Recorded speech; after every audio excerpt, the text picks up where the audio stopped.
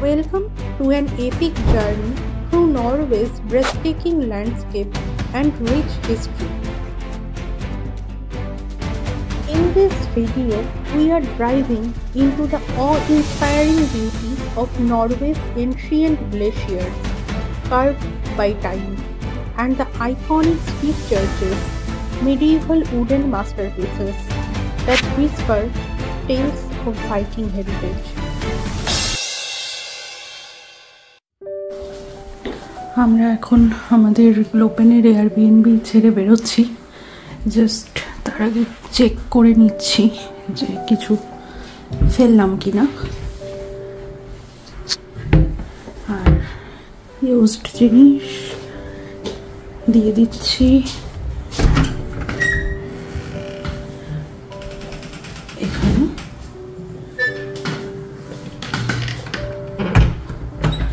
সব কিছু set. Probably এটা আমাদের সব থেকে সুন্দর বিএনবি ছিল। সেখান থেকে আমরা চেক আউট করছি উইথ দ্য বেস্ট ভিউ। সব জিনিসপত্র নিয়ে লাইটস অফ করে দিই।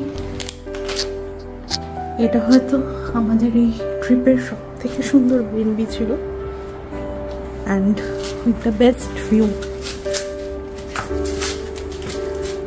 আরেকবার আপনাদের ভিউটা দেখিয়ে দিই। এই যে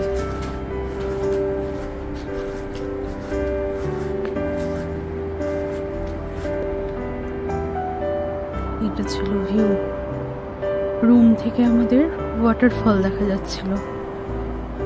অসাধারণ অসাধারণ সুন্দর। চলুন তবে যাওয়া যাক। আজকে আমরা যাব হেমসডাল, এখান থেকে তারপর অসলো। আমাদের ট্রিপের অলমোস্ট শেষ পর্যায়ে আমরা পৌঁছে গেছি। আর আজকে যাওয়ার সময় দুটো গ্লেশিয়ার দেখার চেষ্টা করব। সঙ্গে থাকুন।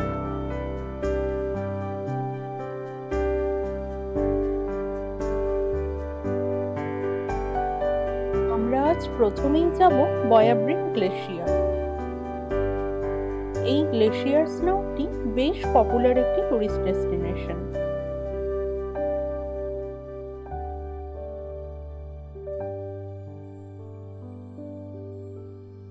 বয়াব্রিন ইউরোপের মূল ভূখণ্ডের সবচেয়ে বড় হিমবাহ ইউস্টেডালসব্রিনের একটি শাখা।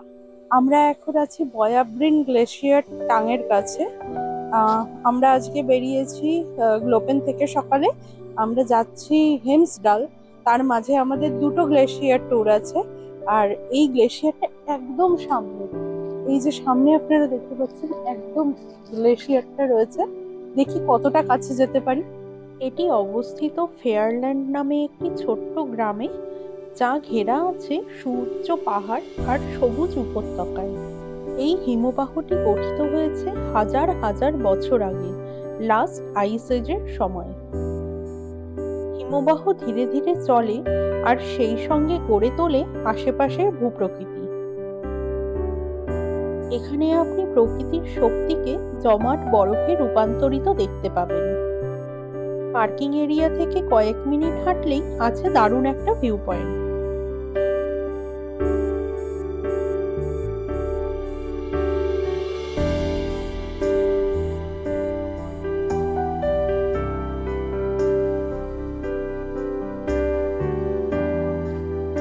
চলে এসেছি আমরা গ্লেশিয়ারের কাছে। এখন আছি বয়াব্রিন গ্লেশিয়ারের সামনে। গ্লেশিয়ার মেল্ট হয়ে এখানে একটা লেক ক্রিয়েট হয়েছে আর চারিদিক থেকে স্ট্রিমস এসে এখানে মিশছে। এত সুন্দর লাগছে, অসাধারণ অনুভূতি। এই যে আমরা ঠান্ডায় দাঁড়াতে পারছি না, আর দেখুন ওনাকে, উনি এখন গ্লেশিয়ার মেল্ট ওয়াটারে স্নান করার জন্য রেডি হচ্ছেন। স্নান করা হয়েও গেছে ওনার। বাপরে বাপ, আমরা এমনি দাঁড়াতে পারছি না। সামনে গ্লেশিয়ার।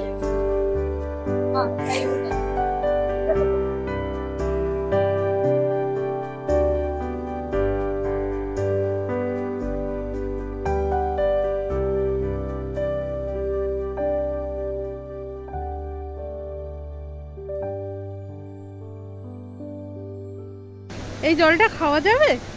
একদম একদম ক্রিস্টাল ক্লিয়ার, কোনো হ্যাঁ, কিচ্ছু নেই, একদম কোনো নোংরা টোংরা কিচ্ছু নেই, খাওয়া যাবে মনে হয় এটা। একদম। দাঁড়াও, খেয়ে দেখবে?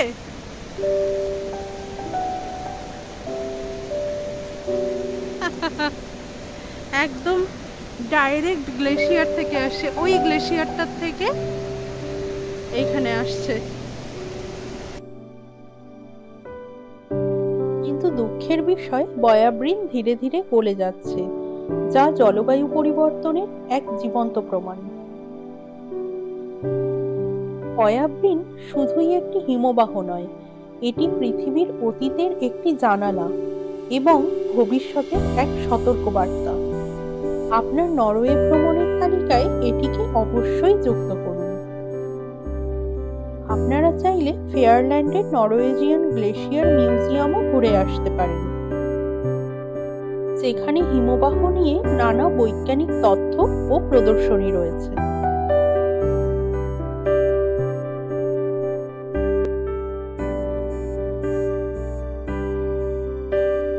আমাদের নেক্সট স্টপ শাফলসব্রিক গ্লেশিয়ার। আমরা এটা আরেকটা গ্লেশিয়ারে এসেছি, এই গ্লেশিয়ারটার নাম শাফলসব্রিক গ্লেশিয়ার। ওইখানে গ্লেশিয়ার মেল্ট হয়ে এটা একটা রিভার ক্রিয়েট হচ্ছে, প্রচন্ড ঠান্ডা জল, ভীষণ ঠান্ডাও, তার মধ্যে বৃষ্টি হচ্ছে, ভীষণ বৃষ্টি হচ্ছে। তো এই অবস্থায় আমরা এসেছি, দেখি আরো কাছে যাওয়া যায় নাকি। যাওয়া যাবে আরো কাছে? হ্যাঁ, এই অবধি যাই, না আর যাওয়া যাবে না এখানে, এবারে এটা ক্লোজ। এটিও ইয়স্টডালসব্রিং গ্লেশিয়ারের অংশ। এই হিমবাহটি ফেয়ারল্যান্ড ন্যাশনাল পার্কের ভেতরে পড়ে। শাফলসব্রিং গ্লেশিয়ারের সবচেয়ে আকর্ষণীয় বৈশিষ্ট্যগুলোর মধ্যে একটি হলো এটি একটি অ্যাক্সেসেবল গ্লেশিয়ার, যা অন্য অনেক হিমবাহের ক্ষেত্রে সম্ভব হয় না। এত ঠান্ডা জল, আমি এক্ষুনি পা ডুবিয়েছিলাম, মনে হচ্ছে পা একেবারে কেটে যাবে, এখনো পায়ে ব্যথা করছে আমার, পায়ে জল লাগার পর থেকে।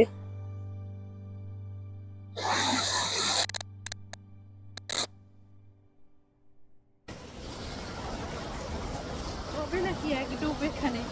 না না, প্রচন্ড ঠান্ডা। চলো চলো চলো, প্রচন্ড ঠান্ডা।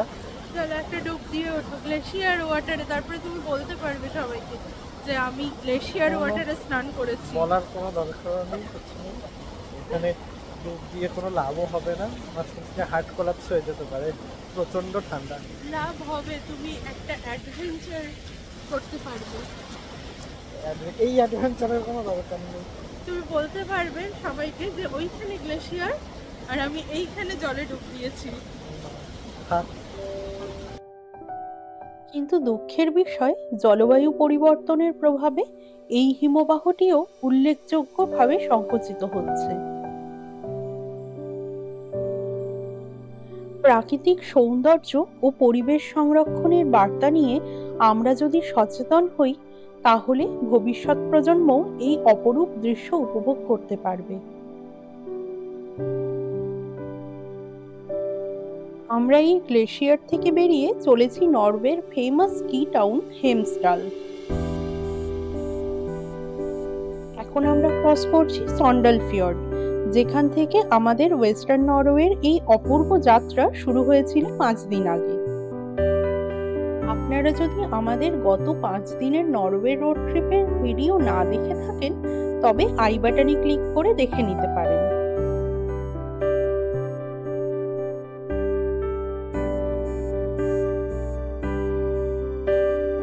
আমরা ফেরিতে সন্ডালফিয়র্ড ক্রস করে চলে এসেছি লেরডাল। চলতে চলতে পথে পড়ল সারহক্সফসন, যার ওপরের ব্রিজটি 1847-এ তৈরি।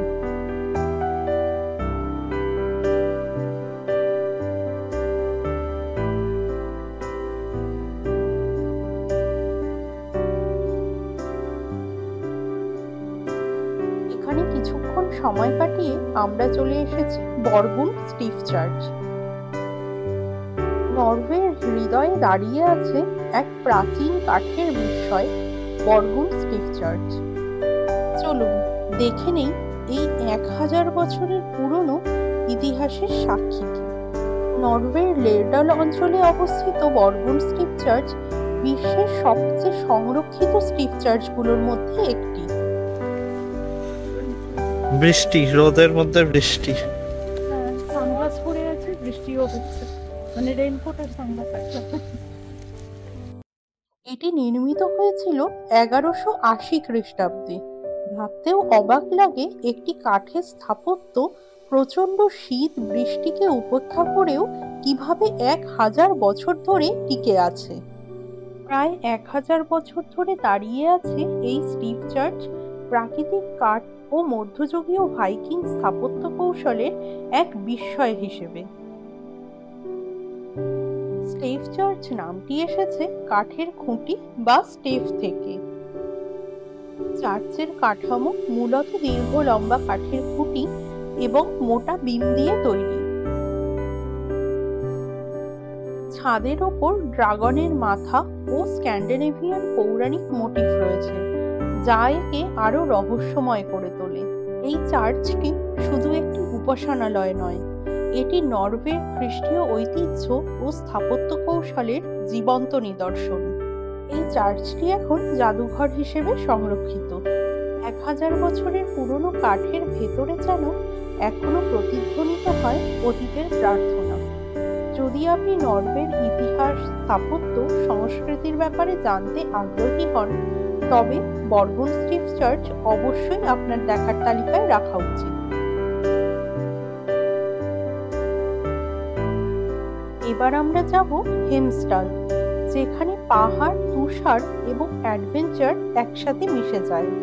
হেমস্টাল নরওয়ের বাস্কাডাট কাউন্টির একটি ছোট্ট উপত্যকা শহর, যাকে অনেকে নরওয়ের আল্পসও বলে থাকে। এই অঞ্চলটির 80% ল্যান্ড সি লেভেল থেকে অ্যাটলিস্ট 3000 ফিট হাইটে।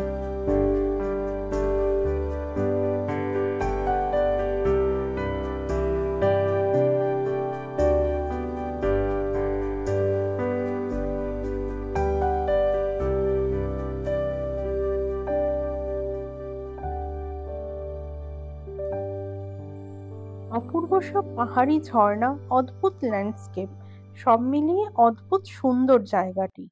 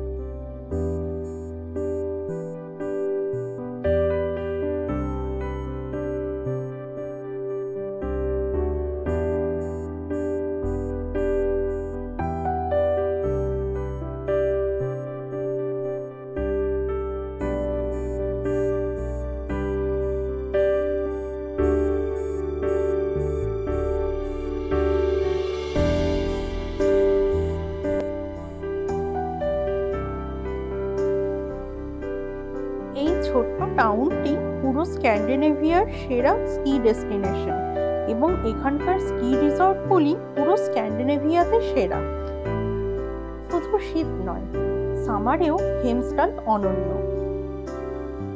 বরফ গলে গেলে সবুজে ঢাকা উপত্যকা যেন প্রাণ ফিরে পায়। হাইকিং, সাইক্লিং, ফিশিং, অ্যাডভেঞ্চার প্রেমীদের স্বপ্নের জায়গা এটি। আমরা স্পারে এসেছিলাম ডিনার নিতে। স্পারে কিচেন থাকে, তো স্পারের কিচেনে পাস্তা, লাজানিয়া, বার্গার, অনেক সময় চিকেন রাইসও পাওয়া যায়। তো আমরা ডিনার নিতে এসেছিলাম। হেমস্টাল নরওয়ের এমন এক জায়গা যেখানে প্রকৃতি আর অ্যাডভেঞ্চার হাত ধরাধরি করে হাঁটে।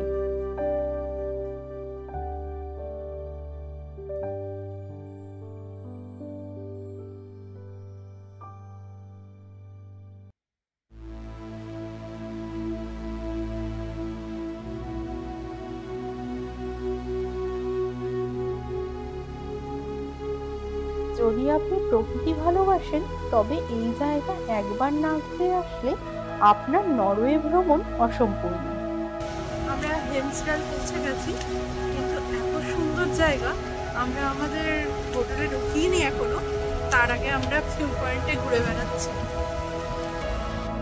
হেমস্টাল শুধুই প্রাকৃতিক সৌন্দর্যের জন্য নয়, এখানকার স্থানীয় সংস্কৃতি এবং খাবারও দারুণ জনপ্রিয়। কাঠের কেবিনে থাকার মজা, স্থানীয় খাবার, সব মিলিয়ে এক অসাধারণ অভিজ্ঞতা। আমরা হেমস্টাল পৌঁছে গেছি। আমাদের এটা বিএনপি, এইখান দিয়ে ঢোকে আমাদের 69 নম্বর অ্যাপার্টমেন্ট। এই যে ভীষণ সুন্দর।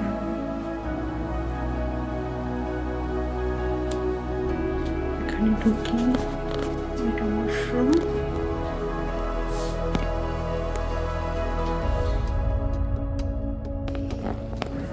ডাইনিং এরিয়া, হল, টিভি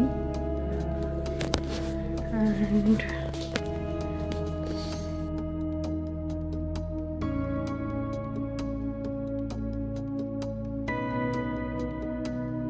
এটা দেখুন, পুরোনো দিনে স্কি করার জন্য এরকম জিনিস ব্যবহার করা হতো, তো সেটা একটা টাঙানো আছে এই যে। আর এটা একটা রুম, এটা একটা রুম।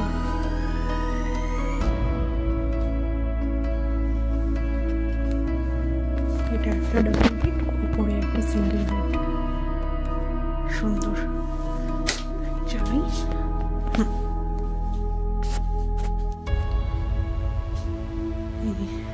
আর ব্যালকনি দেখি।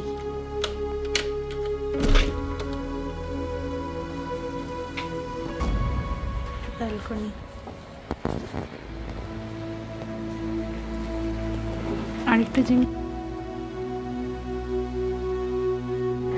আরেকটা জিনিস ব্যালকনি থেকে দেখা যাচ্ছে ওয়াটারফল। আর এই যে আমরা জিনিসপত্র আনলোড করছি, সৌম্য গেছে জিনিসপত্র আনলোড করতে গাড়ি থেকে, নিয়ে আসবে ঠিকঠাক। আগেরটা বলছিলাম আমরা যে অসাধারণ ভিউ হোমস্টে, এটা তো আরো সুন্দর লাগছে, খুব সুন্দর, খুব সুন্দর। এই পাশে দেখা যাচ্ছে, এই পাশে ভ্যালি, এ পাশে একটা হিল, এ পাশে কাল আমরা এই হেমস্টাল ছেড়ে যাব Oslo. Till then, please do like, share and subscribe to my channel and follow us on Instagram and Facebook for more updates. Thanks for watching. Bye.